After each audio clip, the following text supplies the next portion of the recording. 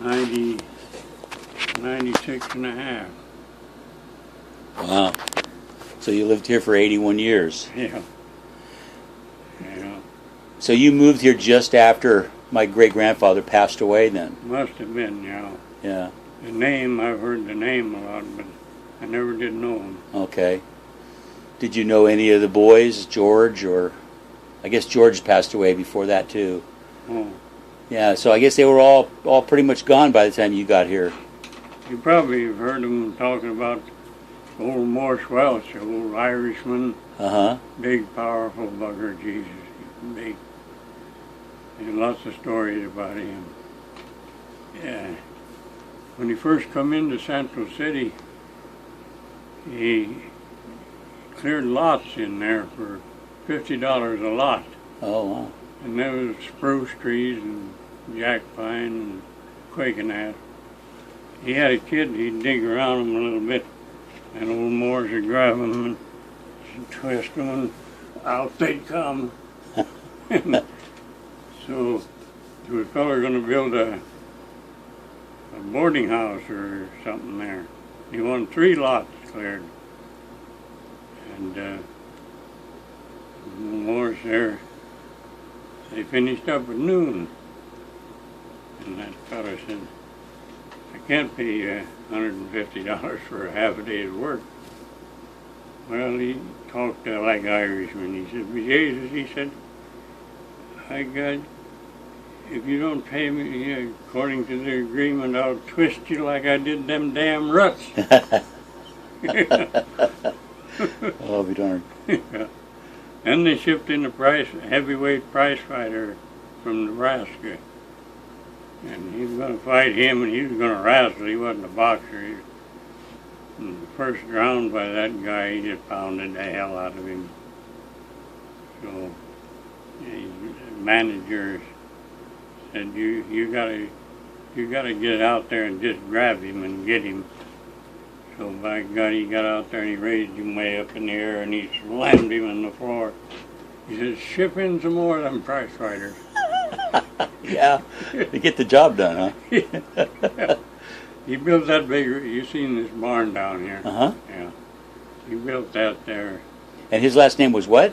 Welch. Welch. Yeah, Welch. Welch, I'll be darned. Yeah.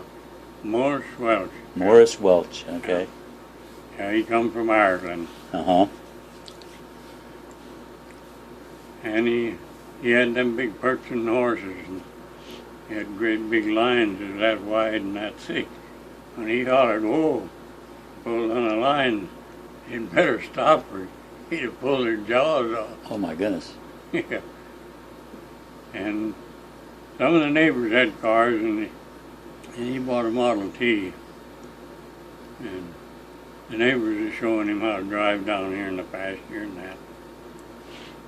So he decided to go into town, take his cream and eggs into town. He stopped at the creamery, or he was going to stop at the creamery. He forgot how. So he just uprooted the steering wheel and just tore it right out of the floor. No kidding. Oh, my goodness. Yeah, a lawyer in Scrivers told me that story. He said he was a lawyer there, and I went to him. I was going to be on the school board over here. So we got talking about old Morris Welch, and he's telling about that time. So he brought him back out to the ranch, and But do you remember any stories about Billy Ure or Christina Ure?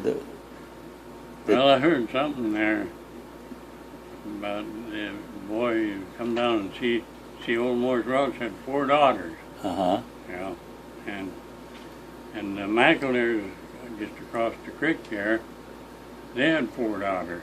Uh-huh. So I think his name was Billy Ure. Billy Ure, Yeah. He'd come down and see them girls. And old Morris Welch seen his dad one day and said, you keep that boy home. I don't want that scrub breed around here. Yeah, the Irish and the Scottish didn't get along all the time, did they? No. No. Oh, that's interesting. I know my great-grandparents had 8 kids. My grandfather was the youngest. His name was John. And they lived out here for, quite a few years, and then he went off to World War I, and when he came back, he joined the FBI, and he was a revenuer around these parts. Oh. And he married a gal named Jenny Mae Williams from Belfouche. Oh. And then my dad and my aunt were born here in South Dakota.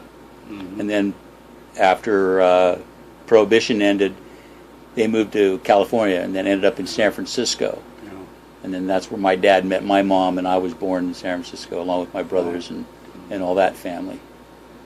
So I bet you wonder why I got all these sacks and stuff. That dog, he never was a house dog, but he got maggots in here. oh yeah, And so I got. so you've been treating them, huh? Yeah. See, this here used to be just pink. Oh yeah. Yeah. So it's starting to heal. Yeah, it's healed up, but I don't believe it'll be. It might be hair growing under. I don't know. Yeah, there seems to be a little bit There's there. hair up here, you see. Mm-hmm. There's where them maggots were. I'll be darned. Yeah, they could be nasty little boogers. So I had to bring him in because they got a pit bull over there, and he tried to cut his throat a couple times. Oh, no kidding. Yeah, those pit bulls, they can be pretty Boy, nasty. I don't know what the hell they want to keep that son of a bitch for. So you've been in this house for all those years? Well, I built this house after I got married. I didn't get married till I was 50 years old. Wow. And, well, let's see. I got married in 51.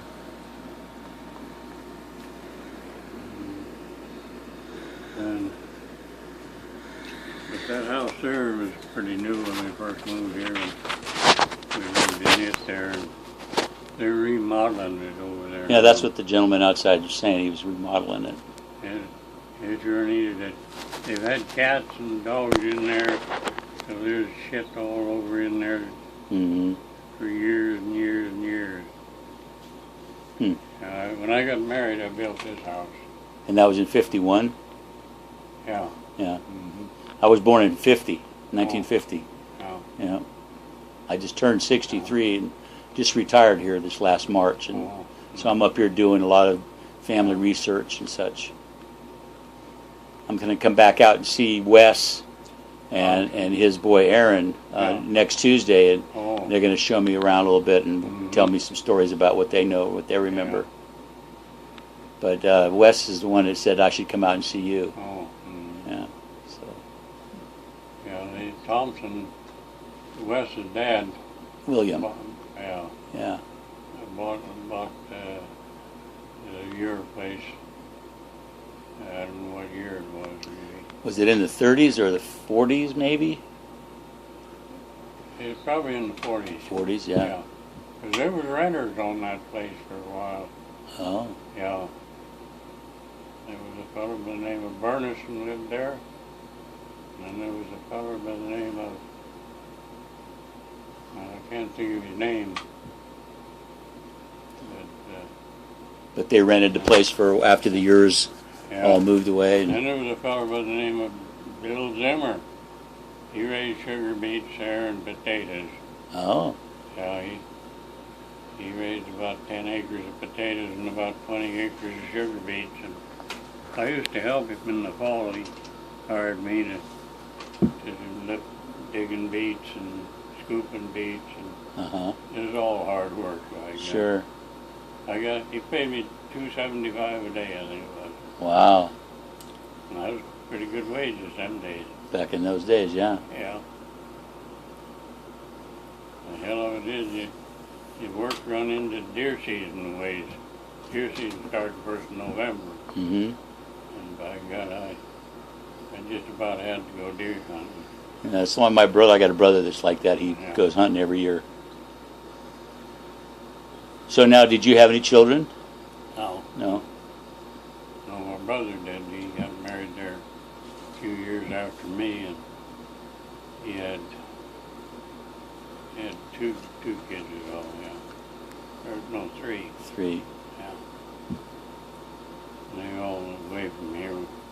the one daughter there, well, that was his granddaughter, I guess.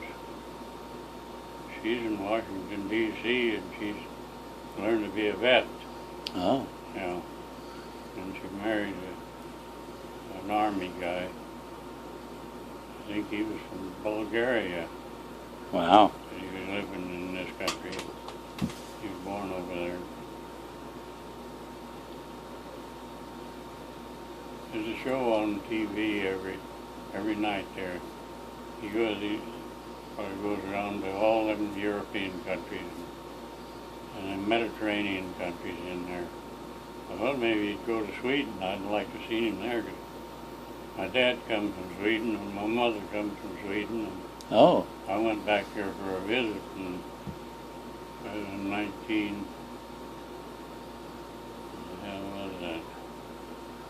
71, I believe it was. Uh-huh. Yeah. I was over there for about 6 weeks. I could understand Swede because my grandmother, that was on my mother's side, she, well, they lived in Leeds, and Grandpa worked for the home stake there. Mm-hmm. And Although mine?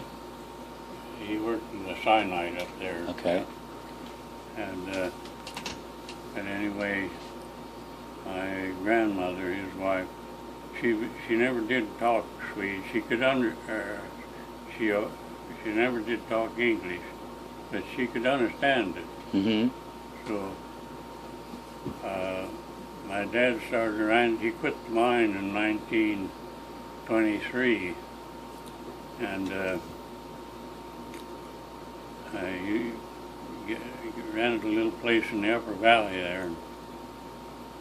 So I started school in 1923, and he'd rented a ward place in the valley there. Well, I stayed with Grandma. She had a little house, you know where Gage's Gardens is? I know I'm not familiar with that. Well, it's just up the valley, that lower valley road there, ways. And so I walked to school from there up to where the college is. There used to be a lab school there.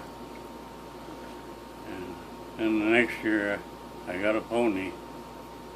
I got a pony in September of 1924. I got my first pony, and his name was Dandy. Dandy. So you didn't have to walk to school anymore, huh? No. You can see them bow legs.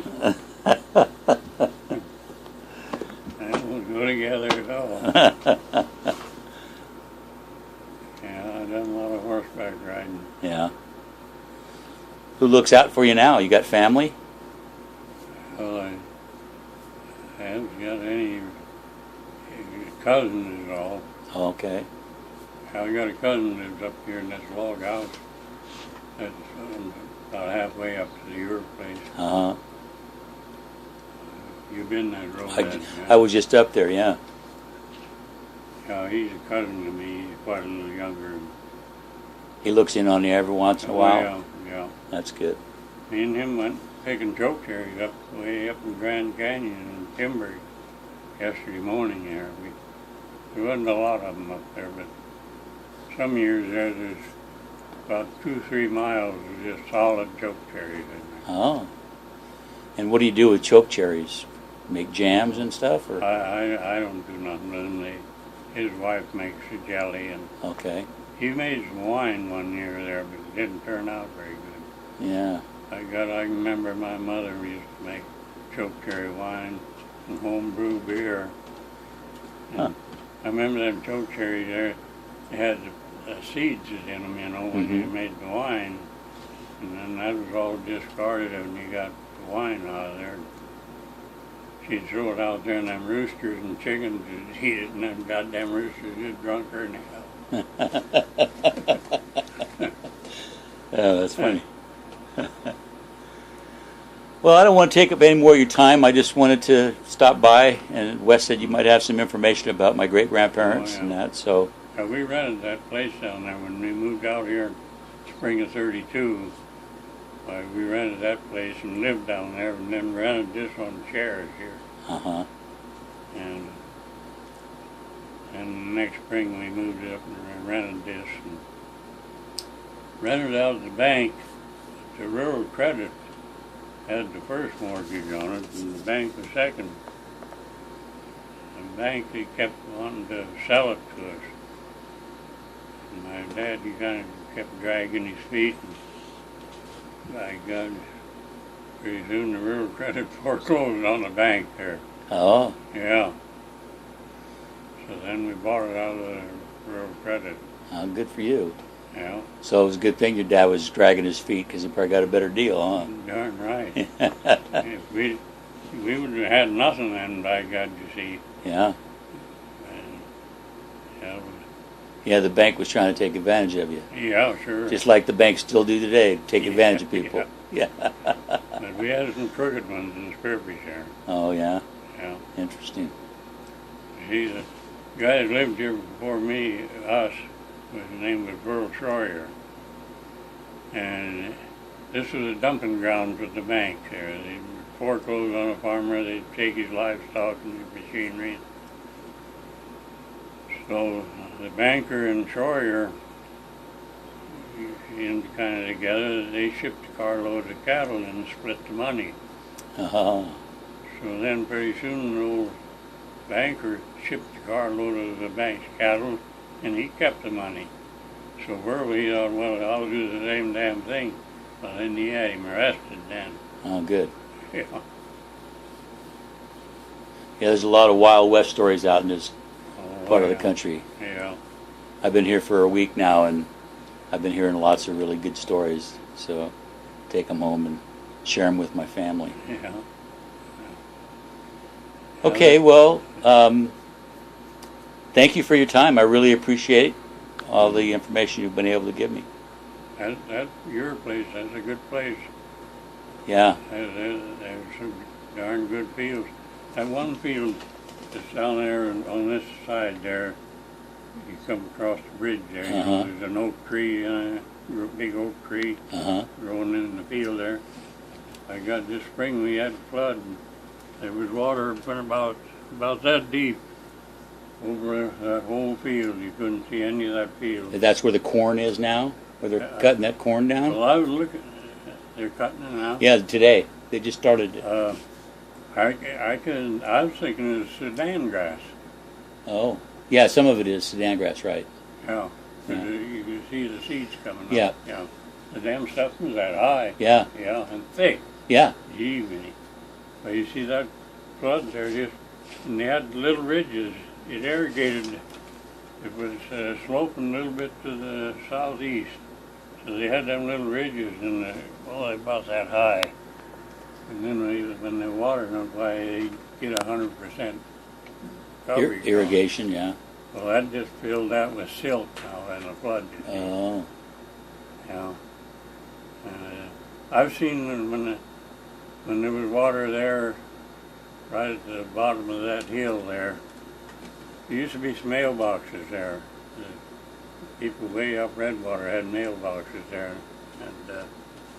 And I've seen it when the water was that deep going across that field. wow. A half a mile wide, but And where does the water come from? Just from the rains? yeah, and the barrel lodge and the timber, a lot of the timber drains into them. Oh, wow.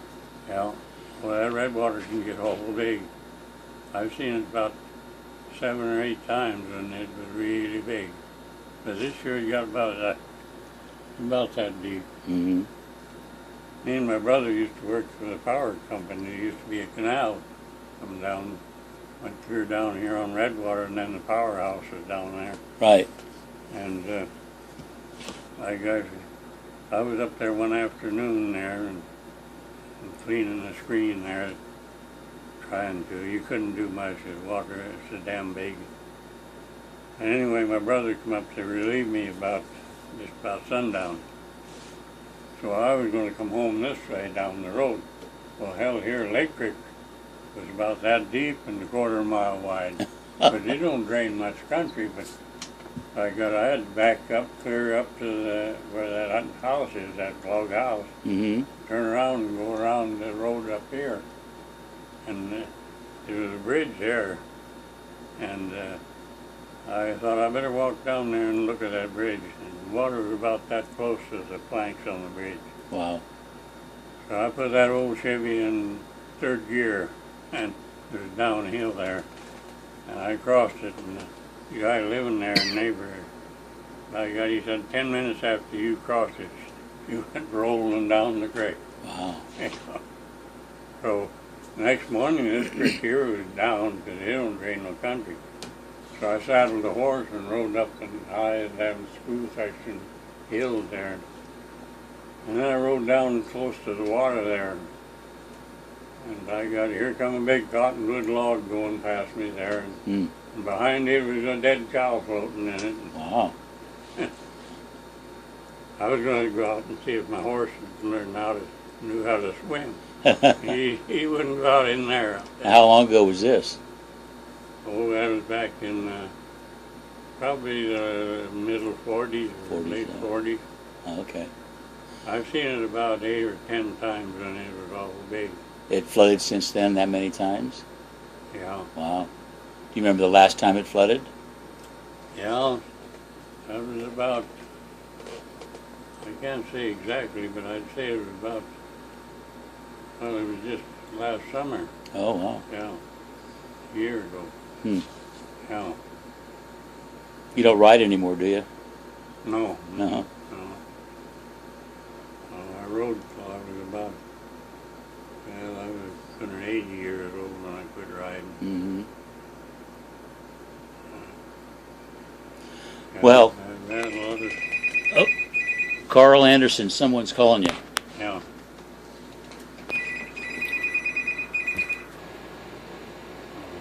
I don't know who you mean. Who do you want to talk to? Oh, she used to live in the house over here. They're remodeling, but she's living in Wisconsin now with her daughter.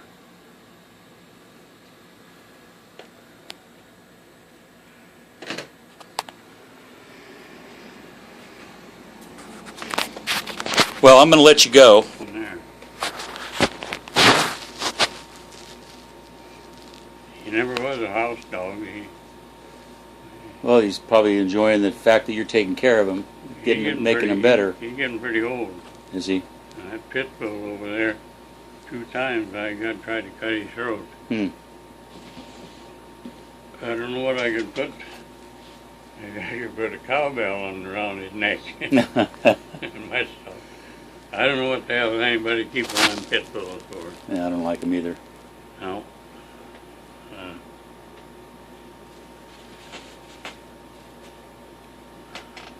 No, there was. You probably heard that here about a month ago.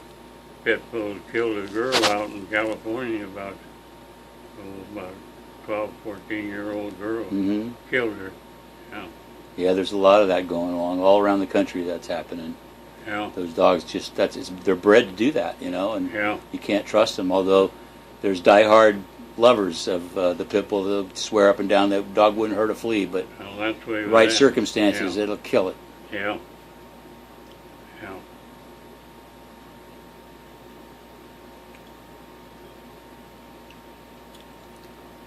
Okay, well, I really must be going. I got some other things I got to go